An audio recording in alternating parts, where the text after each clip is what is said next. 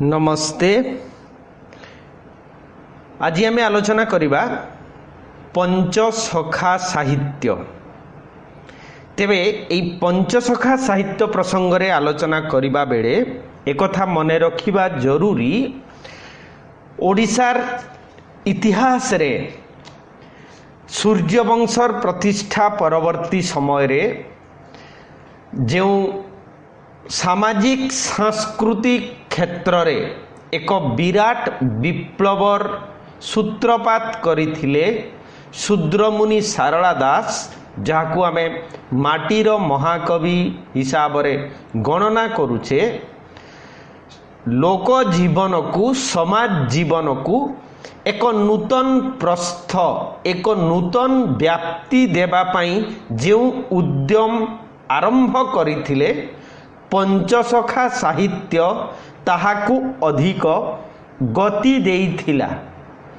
तेणु जो पंचसखा साहित्यर प्रसंग रे आमे आलोचना करिबा तार कालखंड हेउछि आनुमानिक भाव रे आमे ताकू कुहा जाई परिबो। ये कोनोसी ऐतिहासिक कालगणना अनुसार जेमिति फरासी राष्ट्र विप्लव कि भारतर स्वाधीनता गोटे निर्दिष्ट दिन बार तारीख रु आमे हिसाब को नौचे, सेमिति नुहे।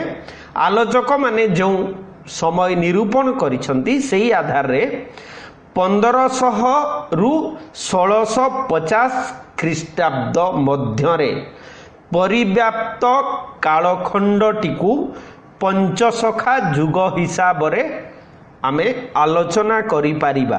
एवं जहा भितरे प्रमुख कवि जो माने आसंती बलराम, जगन्नाथ, अच्युतानंद, जशवंत और अनंत, एतद भिन्न आहुरी अनेक कवि थिले जो मानक बाबदरे जदियो आमर सीमित समय परिसर भितरे आलोचना करिबा संभव नुहे। एवं सेथि पई पंचसखा साहित्य उपरे स्वतंत्र आलोचना करा जाइथिबा पुस्तक जेमिति संथ साहित्य, पंचसखा उपरे ओडिया साहित्यर पंचसखा युग जेते ओडिया साहित्यर इतिहास प्रायतः लेखा हेछि विस्तृत आलोचना से माने करिसंती। एवं जहा भितरे अछंती कन्हाई खुंटिया, माधव पट्टनायक, माधवी दास, अर्जुन दास, शिशुशंकर दास, नरसिंह सेन, विष्णु दास, कार्तिक दास, प्रताप राय, एमिति किछि गौण कवि माने मध्य आसीबे। तेबे मुख्यतः एई पंचसखा बाबदरे आलोचना करिबा बेले आमे मने रखिबा जरूरी, ओडिशार सामाजिक, सांस्कृतिक, धार्मिक एमिति कि साहित्यिक जीवन रे पंचसखा युग होउची एक महिमामय और गरिमामय पर्याय। पंचदश षोडश शताब्दीर उत्कलर धर्म साहित्य जगत रे भक्त, ज्ञानी और साहित्य साधक हिसाब रे जेउ माने आविर्भूत हेइथिले, जो अदियो सेमानंकु कुहा जाए पंचसखा ना पंचशाखा, से भिन्न रकमर आलोचना हेइ परिबो। तांकर धार्मिक मत अनुसारे, तांकर किछि मौलिकता अनुसारे, तांकर मंत्र, तांकर चिता, तिलक, बाना, बैरख ए सबु अनुसारे तार आलोचना स्वतंत्र भाव रे हेइछि। से बाबदरे गोटे बही मध्य अछि। तेबे बलराम दास, जगन्नाथ दास, अच्युतानंद, जशवंत, शिशु अनंतंकर प्रसंग रे ही आमे आलोचना करिबा, कारण एई माने ही ओडिशार इतिहास रे, ओडिशार साहित्यर इतिहास रे जदि कुआ जिवो पंचसखा युग हिसाब रे आमे तांकु अभिहित करिछे। एवं आलोचक माने मध्य कहती वास्तव रे एही युग को मध्य ओडिया साहित्य विकासर सुवर्ण युग बोली कहिले अत्युक्ति हेब नाही। धर्मर माध्यम रे ही जगतर सर्वश्रेष्ठ साहित्य आत्मप्रकाश करी आसीछि एवं सेही भावधारा रे अनुप्राणित पंचसखा राशि राशि साहित्य सृष्टि करी ओडिशार धार्मिक सामाजिक साहित्यिक और सांस्कृतिक जनजीवनर धारा को गभीर भावरे प्रभावित करिछंती। आदिकवि सारदा दासंकर पदांक अनुसरण करी एक नूतन भाव व्यंजनारे परिपुष्ट सर्वजनबद्ध भाषा शैली रे रचित तीनोटी पद्यानुवाद हेउछि ओडिया साहित्यर इतिहास रे एक क्रांतिकारी घटना। दांडी वृत्तरे रचित बलराम दासंकर जगमोहन रामायण बा दांडी रामायण, जगन्नाथ दासंकर नवाक्षरी भागवतानुवाद और अच्युतानंद दासंकर पापगंजनी हरिवंश शास्त्र हेउची विशाल पंचसखा सारस्वत गगनर तीनोटी उज्ज्वलमय नक्षत्र। सेमाने शाश्वत आध्यात्मिक साहित्यर स्रष्टा भावरे निज निजर सुदृढ़ आसन सृष्टि करी धर्मलोक और ज्ञानलोक वितरण करी शह शह वर्ष धरी ए जातिर सामाजिक और सांस्कृतिक तथा धर्मीय भावधारा को प्रभावित करी आसीछंती और भविष्यत को मध्य प्रभावित करिवे।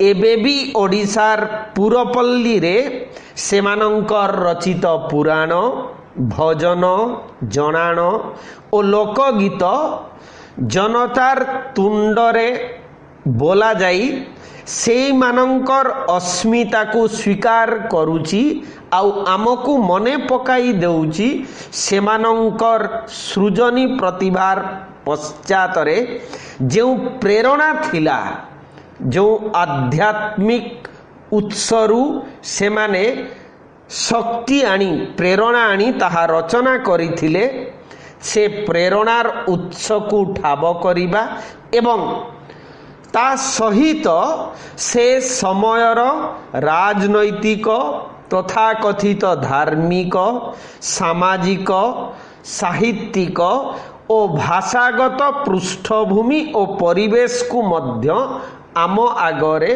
उपस्थापन करिछंती। तेबे ए सबु प्रसंग रे आलोचना करिबा पूर्वरु आमे प्रथम रे देखिबा से समयर राजनैतिक वायुमंडल बा वातावरण बा पृष्ठभूमि। आमे जानिछे जे भारत वर्ष केवल नुहे पृथ्वीर अधिकांश देशर इतिहास हेउची राजतंत्रर।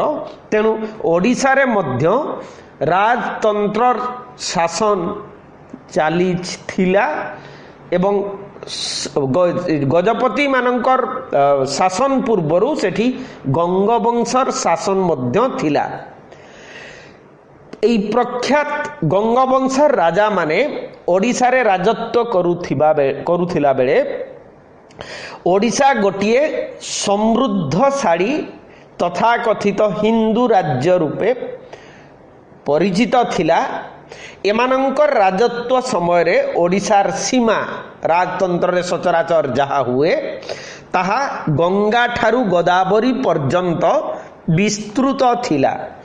एई वंशर तृतीय अनंग भीमदेव जांकर कालखंड हेउची ख्रीष्टाब्द 1211 रु 1245 तांकर राजत्व समयरु पड़ोसी बंगर मुसलमान शासक मानकर लोलुप दृष्टि ओडिशा उपरे पड़िथिला। ओडिशा परी एक सुदृढ़ हिंदू राज्य को परास्त करिबार समस्त चेष्टा सत्वे सेमाने विफल हेइथिले। 1241 रु 43 ख्रीष्टाब्द मध्यरे लांगुला नरसिंहदेव प्रथम नरसिंहदेव बंग अभियान चलाई जो साफल्य अर्जन करिथिले ताहा ओडिशा इतिहास रे सृष्टि करिथिला एक गौरवमय अध्याय। नरसिंहदेवंकर आक्रमणर फलस्वरूप बंगर বীরভূম, বাঁকুড়া, মেদিনীপুর, 24 প্রগনা, হাওড়া প্রভৃতি জিলা সবু ওড়িশার ভৌগোলিক সীমা ভিতরকু চালি আসিছিলা। এই বঙ্গ বিজয় পরে রাজা লাঙ্গুড়া নরসিংহ দেব নির্মাণ করিଥିଲେ অতুলনীয় କୋଣାର୍କ ମନ୍ଦିର। ଏହିପରି ଭାବରେ ଗଙ୍ଗ ରାଜତ୍ୱ ଥିଲା ଓଡ଼ିଶା ଇତିହାସରେ ଗୌରବମୟ ଅଧ୍ୟାୟ। ତେବେ କାଳର କରାଳ ଗତିରେ ଏହି ଗୌରବ ସବୁଦିନ ପାଇଁ ଅକ୍ଷୁଣ୍ଣ ହୋଇ ରହିପାରି ନଥିଲା ବା କଦାପି ମଧ୍ୟ ରହିପାରିବ ନାହିଁ, ସେ ଭିନ୍ନ କଥା। ଏବଂ ଏ ବାବଦରେ ଅଧିକ ଜାଣିବା ପାଇଁ ଆମେ ଡକ୍ଟର କୃଷ୍ଣଚନ୍ଦ୍ର ପାଣିଗ୍ରାହୀଙ୍କର ପଞ୍ଚସଖା ଯୁଗ ଓ ଓଡ଼ିଶାର ରାଜନୀତି ଇତିହାସ ସମ୍ପର୍କରେ ପ୍ରବନ୍ଧ ପଢ଼ିପାରିବା। ଏହି ଗଙ୍ଗବଂଶର ଶେଷାଂଶରେ କେତେକ ନରପତି ଦୁର୍ବଳ, ବିଳାସୀ, ବ୍ୟଭିଚାରୀ ଓ ଅକ୍ଷମ ହୋଇ ପଡ଼ିଥିଲେ। ଏମାନେ ଅନ୍ୟ ରାଜ୍ୟକୁ ଜୟ କରିବା ଦୂରେ ଥାଉ ନିଜ ରାଜ୍ୟକୁ ସୁରକ୍ଷା ଦେବା ପାଇଁ ମଧ୍ୟ ଅକ୍ଷମ ହୋଇ ପଡ଼ିଥିଲେ। ବିଶେଷ କରି ଚତୁର୍ଥ ଭାନୁଦେବ, ଯାହାଙ୍କର କାଳଖଣ୍ଡ ହେଉଛି, ଶାସନ ସମୟ ହେଉଛି ଖ୍ରୀଷ୍ଟାବ୍ଦ 1414ରୁ 1435। ଏହି ଚତୁର୍ଥ ଭାନୁଦେବଙ୍କର ରାଜତ୍ୱ ବେଳକୁ ଗଙ୍ଗ ରାଜ୍ୟ ଆହୁରି ବେଶୀ ଦୁର୍ବଳ ହୋଇ ପଡ଼ିଥିଲା। ସେ ପ୍ରଜାମାନଙ୍କ ଆସ୍ଥା ଓ ସମ୍ମାନ ହରାଇ ବସିଥିଲେ। ପୂର୍ବରୁ ବଙ୍ଗର ଅଞ୍ଚଳ ଓଡ଼ିଶାରୁ ତ ବିଚ୍ଛିନ୍ନ ହୋଇ ଯାଇଥିଲା, ପରେ ଦକ୍ଷିଣାଞ୍ଚଳରେ ରେଡି ରାଜ୍ୟର ଅଭ୍ୟୁଦୟ ଘଟିବାରୁ ଦକ୍ଷିଣ ସୀମାନ୍ତ ଗଞ୍ଜାମ ପର୍ଯ୍ୟନ୍ତ ଅଞ୍ଚଳ ମଧ୍ୟ ଓଡ଼ିଶାରୁ ବିଚ୍ଛିନ୍ନ ହୋଇ ଯାଇଥିଲା। ଛୋଟ ଛୋଟ ରାଜାମାନେ ସ୍ୱାଧୀନ ରାଜ୍ୟର ରାଜା ଭାବେ ଶାସନ ପରିଚାଳନା କଲେ। ସର୍ବୋପରି ଏହି ସମୟରେ ମାଲୱାର ସୁଲତାନ ହୋସାଙ୍ଗ ଶାହା ଓଡ଼ିଶା ଆକ୍ରମଣ କରିବା ଦ୍ୱାରା ଓଡ଼ିଶାର ଗୌରବାବହ ମର୍ଯ୍ୟାଦା ଭୁଲୁଣ୍ଠିତ ହୋଇଥିଲା। ଏହିପରି ଏକ ବିପର୍ଯ୍ୟସ୍ତ ରାଜନୈତିକ ବାତାବରଣ ମଧ୍ୟରେ ଦୁର୍ବଳ ଗଙ୍ଗରାଜାଙ୍କ ବିରୁଦ୍ଧରେ ଯେଉଁ ବିପ୍ଳବ ସଂଗଠିତ ହୋଇଥିଲା, ତାର ଅଧିନାୟକ ଥିଲେ ସ୍ୱୟଂ କପିଳେନ୍ଦ୍ର ଦେବ, ଯାହାକୁ ଇତିହାସରେ କପିଳେଶ୍ୱର ଦେବ ନାମରେ ମଧ୍ୟ କୁହାଯାଏ। ରାଜା ଭାନୁଦେବ ଦକ୍ଷିଣରେ ଅବସ୍ଥାନ କରୁଥିବା ସମୟରେ ତାଙ୍କୁ ଗାଦିଚ୍ୟୁତ କରି ଅଭିଜ୍ଞ ମନ୍ତ୍ରୀ କପିଳେଶ୍ୱର ରାଉତରାୟ ନିଜକୁ ଓଡ଼ିଶାର ରାଜା ବୋଲି ଘୋଷଣା କଲେ। ଫଳରେ 1435 ଖ୍ରୀଷ୍ଟାବ୍ଦରୁ ଗଙ୍ଗ ରାଜ୍ୟର ବା ରାଜତ୍ୱର ପରିସମାପ୍ତି ଘଟିଲା ଏବଂ କପିଳେଶ୍ୱର ରାଉତରାୟ, ଯାହାକୁ କପିଳେନ୍ଦ୍ର ଦେବ ବୋଲି କହୁଛେ, ଏକ ନୂତନ ରାଜବଂଶର ପ୍ରାଣ ପ୍ରତିଷ୍ଠା ଭାବରେ ସୂର୍ଯ୍ୟବଂଶୀ ଗଜପତିମାନଙ୍କର ରାଜତ୍ୱର ଆରମ୍ଭ ହେଲା। ଏବଂ ଏ ବାବଦରେ ମଧ୍ୟ ଆମେ history of Gajapati Kings of Odisha ପୁସ୍ତକ ପଢ଼ିପାରିବା। କପିଳେନ୍ଦ୍ର ଦେବଙ୍କର ଶାସନ ସମୟ ହେଉଛି 1435ରୁ 1467 ଖ୍ରୀଷ୍ଟାବ୍ଦ। ବିପ୍ଳବ ଦ୍ୱାରା ଗଙ୍ଗବଂଶକୁ ସମ୍ପୂର୍ଣ୍ଣ ଧୂଳିସାତ କରିବା ପରେ ପ୍ରବଳ ପରାକ୍ରମୀ କପିଳେନ୍ଦ୍ର ଦେବ 1435 ଖ୍ରୀଷ୍ଟାବ୍ଦରେ ରାଜତ୍ୱ ଆରମ୍ଭ କରି ଓଡ଼ିଶାର ହୃତ ଗୌରବ ଫେରାଇ ଆଣିବା ସଙ୍ଗେ ସଙ୍ଗେ ଗୋଟିଏ ବିଶାଳ ସାମ୍ରାଜ୍ୟ ସ୍ଥାପନ କରିବାରେ ସକ୍ଷମ ହୋଇଥିଲେ। ସେ ରାଜତ୍ୱର ପ୍ରଥମାଂଶରେ ଦେଶର ଆଭ୍ୟନ୍ତରୀଣ ଶୃଙ୍ଖଳା ସ୍ଥାପନ ଓ ବିପୁଳ ସାମରିକ ଶକ୍ତି ସଂଗଠନ କରିବାରେ ବ୍ୟାପୃତ ରହିବା ପରେ 1448 ଖ୍ରୀଷ୍ଟାବ୍ଦରେ କୃଷ୍ଣା ଗୋଦାବରୀ ନଦୀ ମଧ୍ୟବର୍ତ୍ତୀ ରେଡ୍ଡି ରାଜ୍ୟକୁ ଆକ୍ରମଣ କରି ଏହାର ରାଜଧାନୀ କଣ୍ଡବିଣ୍ଡୁକୁ ଅଧିକାର କରିଥିଲେ। ଗଜପତି କପିଳେନ୍ଦ୍ର ଦେବ कृष्णा गोदावरी उपत्यकारे निजर स्थिति सुदृढ़ करिबा परे 1458 ख्रीष्टाब्दरे बाहामनी मुसलमान माने सुल्तान राज्यर गृह विवादर सुजोग नहीं बेलाम मानंकर साहाज्यरे तेलेंगानार प्रधान दुर्ग देवरकोंडा को जय करिथिले। एहा परे परे वारंगल दुर्ग अधिकार करिबारु समग्र तेलेंगाना राज्य तांकर करगत हेला। एही विजय परे कपिलेन्द्र देव कलबर्गेश्वर उपाधि धारण करिथिले। कलबर्ग थिला गुलबर्गार अपभ्रंश। गुलबर्गा बाहामनी राज्यर पूर्वतन राजधानी थिला। ओडिया जातिर इतिहास और संस्कृति पुस्तक रे यह लेखा होइछि एवं लेखक होउछंती प्रबोध कुमार मिश्र। 1461 ख्रीष्टाब्दरे ओडिशा तथा आंध्र अंचलर हिंदू सैन्य सामंतंकर अधिनायक रूपे बाहामनी राज्य राजधानी बीदर आक्रमण कले। एहा परे 1467 ख्रीष्टाब्द बेलकू नेल्लोर जिल्लास्थ उदयगिरी दुर्ग अधिकार करी कांची और तांजोर पर्यंत निज राज्यर सीमा को वृद्धि करिथिले। राजत्वर प्रथमांशरे कपिलेन्द्र बंग प्रदेशर पश्चिमांचल को अधिकार करी हुगुड़ी नदी पर्यंत ओडिशार उत्तर सीमा को विस्तृत करी सारिथिले। अतएव तांकर दक्षिणांचल विजय परे तांको साम्राज्य गंगा ठारू कावेरी नदी पर्यंत विस्तृत होई सारिथिला। कारण हुगुड़ी होउची गंगार गोटिए शाखा नदी। कपिलेन्द्र देवंकर विपुल विजय ओडिया जातिर प्राणरे जो नव चेतना आनिला ताहार प्रतिफलन घटिला साहित्य और संस्कृतिर क्षेत्र रे। बहु शताब्दी परे जड़े प्रकृत ओडियार भाषा और साहित्य प्रति अनुराग और उत्साहरु जन्म नेला। विशाल बा प्रभावशाली क्रांतिकारी समृद्ध साहित्य सारला महाभारत एवं एहा ही परवर्ती समय पंचसखा साहित्यर पथ प्रदर्शक हेला।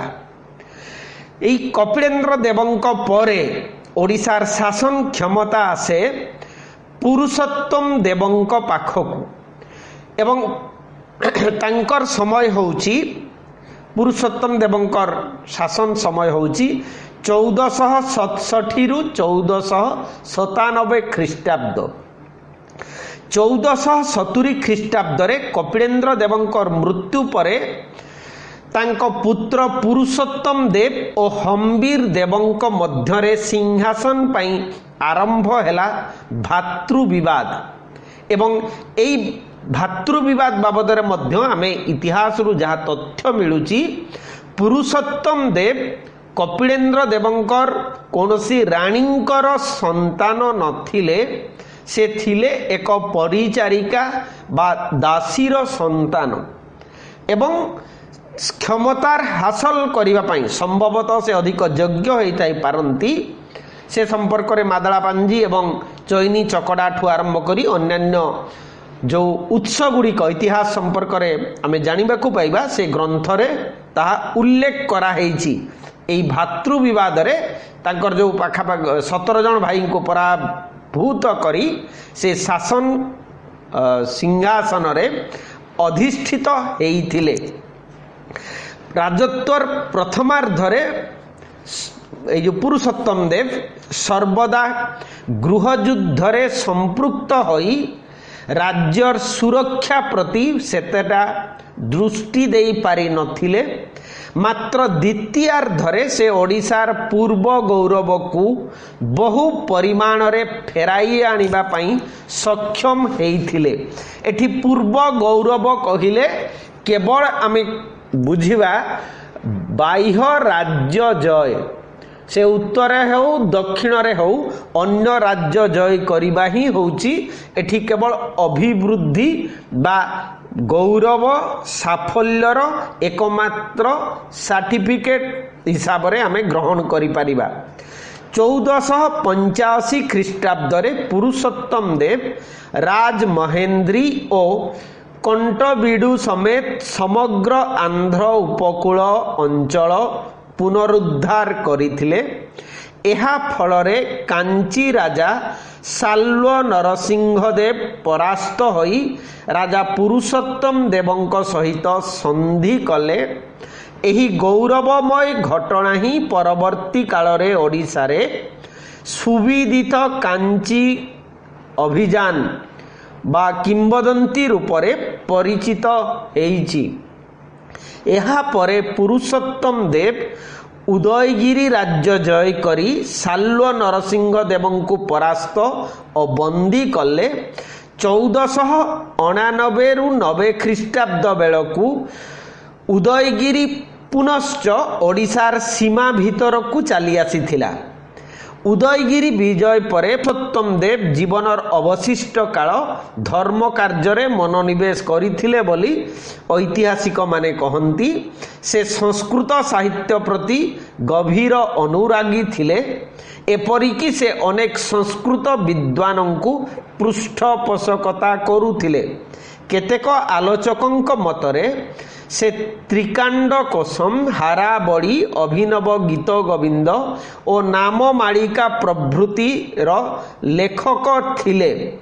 विशेष करी तांको दरबार रे कवि और लेखक मानक मध्यरे थिले प्रमुख से होउछंती साहित्य दर्पणर लेखक विश्वनाथ कविराज। शेषरे 1497 ख्रीष्टाब्दरे एही भली जणे विशिष्ट योद्धा पुरुषोत्तम देव गजपतिंकर देहांत हेइथिला। तांको परे शासन क्षमता को आसंती प्रतापरुद्र देव। 1497 रु 1540 होउछि यांकर समय सीमा। तेणु पुरुषोत्तमकर परे तांकर पुत्र प्रतापरुद्र देव 1497 रु 1540 ख्रीष्टाब्द पर्यंत राजत्व करिथिले एवं एही समय ठारू ही ओडिशार विपर्जय आमे ताकू सामाजिक सांस्कृतिक राजनैतिक जीवनर विपर्जय बोली कुहा जाई पारिबो आरंभ हेइथिला। राजत्वर प्रथम पादरु ही प्रबल प्रतापी सम्राट कृष्णदेवराय ओडिशा सहित संघर्ष आरंभ करिदेले। तांकु प्रतिहत करिबा पई सेतेबेले प्रतापरुद्र देवंकर शक्ति और सामर्थ्य नथिला।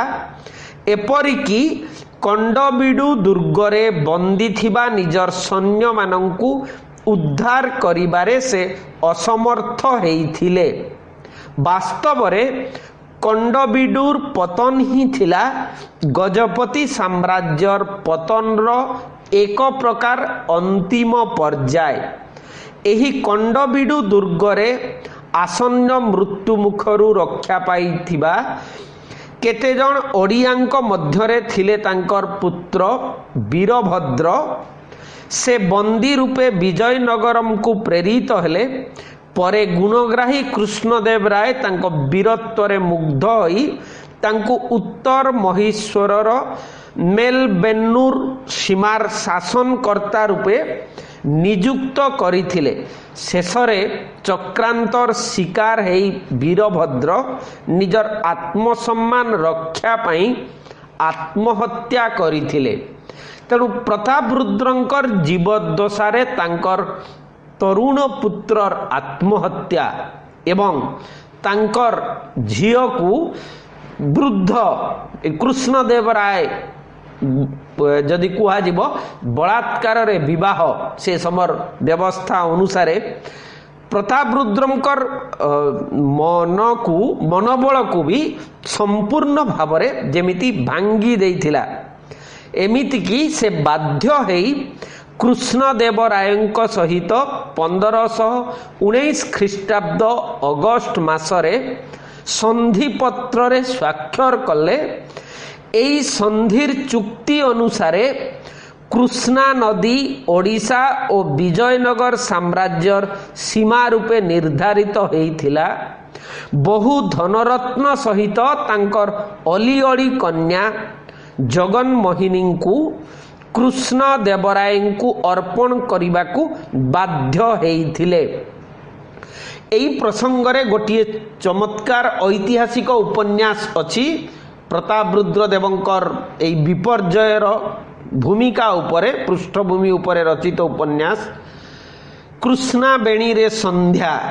ଲେଖକ ହେଉଛନ୍ତି ସୁରେନ୍ଦ୍ର ମହାନ୍ତି। ବାସ୍ତବରେ ଯଦିଓ ତାହା ଉପନ୍ୟାସ, ତଥାପି ତା ଭିତରେ ଆମେ ଅସଲ ରାଜନୀତି, ରାଜତନ୍ତ୍ର ଏବଂ ତାଙ୍କର ଜୀବନକୁ ଠାବ କରିପାରିବା।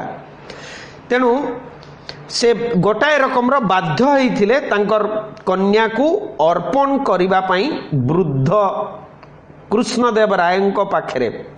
ଜଗନ୍ମୋହିନୀ ବିଜୟନଗରରେ ରାଣୀ ତୁକା ନାମରେ ପରିଚିତ ଥିଲେ।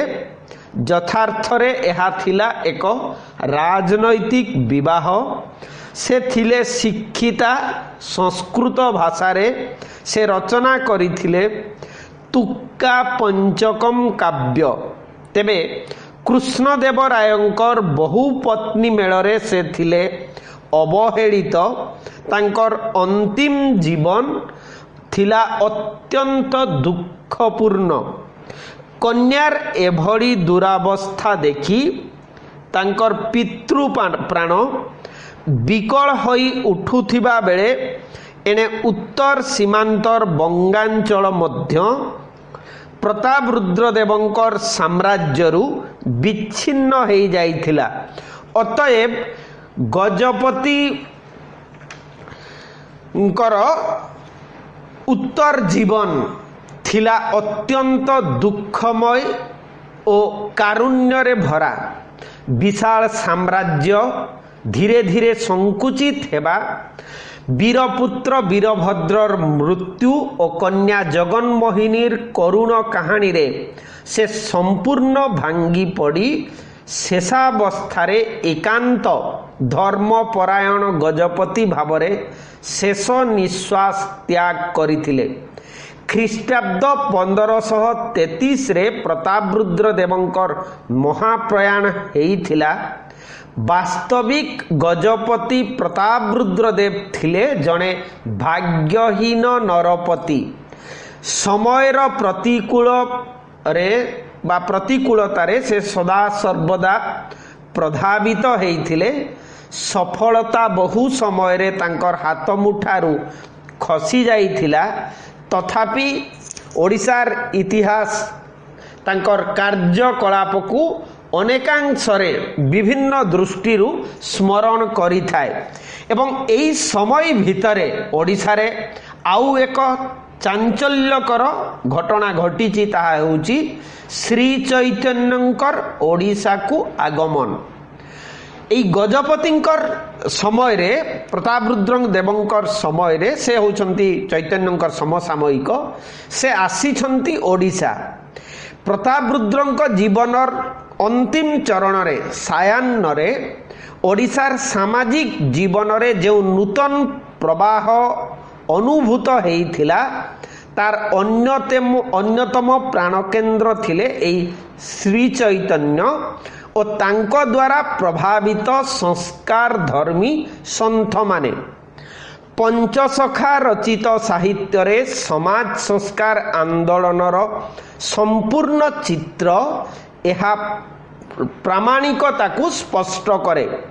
ଗଜପତି କପିଳେନ୍ଦ୍ର ଦେବଙ୍କ ରାଜତ୍ୱ କାଳରେ ଏହାର ଆରମ୍ଭ ହୋଇଥିଲା ସାରଳାଙ୍କର ମହାଭାରତ ଦ୍ୱାରା ଏବଂ ତାଙ୍କ ପରେ ପରେ ଅନେକ କବି, ଭାବୁକ ଓ ଦାର୍ଶନିକ ସଂସ୍କୃତ ତଥା ଓଡ଼ିଆ ସାହିତ୍ୟ ସାଧନା କ୍ଷେତ୍ରରେ ଯୋଗ ଦେଇଥିବାର ଜଣାଯାଏ। ଏମାନଙ୍କ ଭିତରେ ଉଲ୍ଲେଖନୀୟ ଥିଲେ ବୌଦ୍ଧ ଧର୍ମ ଦର୍ଶନ କ୍ଷେତ୍ରରେ ବୀରସିଂହ, सौंदर्य लहरीर टीकाकार लोल्ला लक्ष्मीधर, भक्ति भागवतर रचयिता जीव देवाचार्य और जगन्नाथ वल्लभ नाटकर रचयिता राय रामानंद प्रमुख आचार्यगण एही परिप्रेक्षी रे श्री चैतन्यंकर धर्म प्रचार और ताहांकर सामाजिक तथा राजनीतिक मूल्यांकन मध्य करिबा यथार्थ मने हेबो। बंगलार नवद्वीपवासी चैतन्य देव तीर्थाटन उद्देश्य रे श्रीक्षेत्र रे पहुंचिले 1510 ख्रीष्टाब्दरे। एई पुरी धाम रे श्री जगन्नाथ को दर्शन करी भाव विहल हेई तांकु से श्रीकृष्ण भावरे ग्रहण करि नैथिले। श्रीक्षेत्र रे किछि दिन अवस्थान करिबा परे से दक्षिण पश्चिम और उत्तर भारतर विभिन्न तीर्थस्थली सबु भ्रमण करिथिले। एहा परे से पुनश्च 1516 ख्रीष्टाब्द पर्यंत पुरी रे आसी अवस्थान करिथिले। पुरी रे से दीर्घ काल रही निजस्व धर्म मतवाद जहाकू शुद्धा भक्ति बा गौड़ीय वैष्णव धर्म बोली कहा जाए तार प्रचार करिबा फलरे ताहा क्रमशः राजकीय पृष्ठपोषकता लाभ करिथिला। एहा फलरे ओडिशा रे विशेष भावरे एई शुद्धा भक्ति बा गौड़ीय वैष्णव धर्म प्रसारित हेबार सुजोग पाइला। चैतन्य देव पुरी ठारे अवस्थान कालरे तत्कालीन वैष्णव साधक वासुदेव सार्वभौम, काशी मिश्र, कन्हाई खुंटिया प्रमुखंक सहित तांकर साक्षात हेइथिला। महान तार्किक पंडित सार्वभौमंक सहित शास्त्रीय जुक्ति तर्करे चैतन्य परास्त हेइथिले, किंतु तांकर निर्मल भक्तिभाव निकटरे सार्वभौमंकर शास्त्रीय विद्वत्ता पराहत हेइथिला। चैतन्य जो महाभावर सूचना सार्वभौमंकु देले और आलाप आलोचना क्रमरे जो विशुद्ध रागानुगा प्रेम धर्मर व्याख्या करिथिले ताहा ओडिशा रे अविदित नथिला। उत्कलीय कवि जयदेवंकर विश्वविख्यात गीत गोविंद जहार रचना समय होची द्वादश शताब्दी एवं एई गीत गोविंद रे राधाकृष्ण प्रेमलीलार स्वच्छंद तथा रोमांचकर भावाधारी वर्णना रहिथिला। एहा सहित त्रयोदश शताब्दी रे मुरलीधारी गोपांगना परिवेष्टित कृष्ण बा विष्णु मूर्ति ओडिशा रे निर्मित हेबा सहित पूजित मध्य हेउथिले। पुनश्च श्री चैतन्य देवंकर मंत्र गुरु ईश्वर पुरींकर गुरुदेव माधवेंद्र पुरी चैतन्यंकर बहु पूर्वरु रेमुना ठारे बालेश्वर जिल्लार गोपीनाथंकर थिले जणे एकनिष्ठ उपासक। आहुरी मध्य गजपति पुरुषोत्तम देवंकर कांचीरु दिग्विजय स्वरूप अणा जाइथिबा साक्षी गोपाल मूर्ति प्रतिष्ठा हेई ओडिशा रे पूजित हेउथिला। एतद भिन्न ओडिशार वैष्णव शिरोमणि साधक और परम भक्त राय रामानंदंकर विख्यात जगन्नाथ वल्लभ नाटक रचना करी प्रेम भक्ति धर्मर पराकाष्ठा प्रदर्शन करिथिले। चैतन्यंकर आगमनर 700 वर्ष पूर्वरु श्री जगन्नाथंकु कालिंदी तटरे एकदा वृंदावनर गोपी मानंकर बदन कमलर मधु आस्वादकारी नायक भावरे प्रेम भक्ति धर्मावलंबी माने परिचित कराई सारिथिले। तथापि एई प्रेम भक्तिर भाव सेतेटा ओडिशा रे प्रसारित बा प्रचारित होई पारि नथिला। एहार श्रृंगारी भाव व्यंजित प्रेम भावर व्यंजना को नहीं श्री चैतन्य प्रेम भक्ति मार्गर प्रचार करी सार्वभौमंकर निर्देश रे गोदावरी नदी कूल रे राय नामानंद को साक्षात करी प्रेम भक्ति धर्मर मूल तत्व मान शिक्षा ग्रहण कले। श्री चैतन्य से तत्वराजी को हृदयंगम करी पुरी ठारे अवस्थान काल रे निजर दैनंदिन आचार रे ताहाकू कार्यकारी करैथिले जहाँकि तांकर अनुगामी मानक द्वारा आदृति लाभ करी तथा राजन्य पृष्ठपोषकता लाभ करी व्यापक भावरे प्रचारित हेइथिला। अन्य पक्षरे राय रामानंदंकर प्रेम भक्ति धर्म चैतन्यंकर प्रचार सत्वे तत्कालीन पंचसखा साधक मानंकु विशेष किंतु आकृष्ट करी पारि नथिला। शेषरे एही पंच साधक संथ एक प्रकार बा गोटे पक्षरे जदि कुआ जीवो प्रेम भक्तिर व्यापक प्रचार को बाधा देबाकू समर्थ न होई चैतन्य पंथी प्रेम भक्ति सहित सालिस करिबाकू बाध्य हेइथिले। राजकीय ताड़नार भयरे ए बाबदरे विस्तृत आलोचना चित्तरंजन दास करिसंती तांकर संथ साहित्य पुस्तक रे ओडिशा साहित्य एकाडेमी ता प्रकाश करिछि। तेबे से जहा हो वास्तव क्षेत्र रे दुई धर्म ओडिसी वैष्णव एवं गौड़ीय वैष्णव जहाकू जोग मार्ग और प्रेम मार्ग बोली कहि परिबा तार समन्वय साधित होइथिले अंतर रे एई ओडिसी पंचसखा ओडिशार पंचसखा माने प्रेम भक्ति को ग्रहण करी पारि नथिले अर्थात बाह्यत से माने राधा कृष्ण को ग्रहण करी पारि नथिले। वास्तव रे से माने राधा कृष्ण को ग्रहण न करिबा पछरे अन्य अनेक कारण मध्य थिला। तेणु एमाने आत्मारे थिले शून्यवादी ज्ञानपंथी और जोगाचारी साधक जो मानंकु आमे पंचसखा बोली कहूचे। जगन्नाथ ही सेमानंकर भक्ति और मुक्ति दाता हिसाब रे सेमाने ग्रहण करिथिले। चैतन्य प्रदर्शित लीला कीर्तन अपेक्षा सेमाने जोग मार्गर जणे जणे थिले निरलस साधक। आज एतिकी थाउ पंचसखा साहित्य प्रसंग रे जो धार्मिक पृष्ठभूमि तार आलोचना आमे परवर्ती समय रे करिबा।